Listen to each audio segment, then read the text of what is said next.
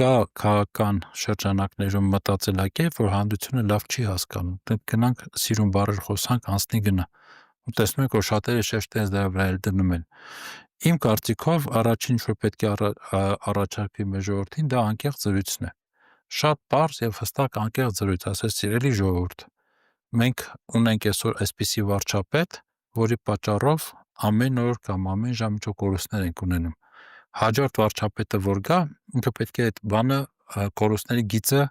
այսպես ասած,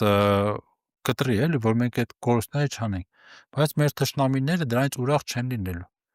Իրենք հակառակը փորձելու են ամեն ինչ անել, որ իրենց դրածուն կամ իրենց համար հարմար թեկնածուն շարունակի պաշտոն ավարել։ Եթե տեսնեն այդպես չի, իրենք կարող ուժ գործադրեն, կարող ճնշեն եւ այլն։ Մենք պետք է դրան դիմակայենք։ Երբ որ դու այդ անկեղծությունը չես էլ ասում, միևնույն է, այնպես չէ, որ մենք մարդկանց խաբեցինք։ Բոլորից խելոք է ժողովուրդ, բոլորից։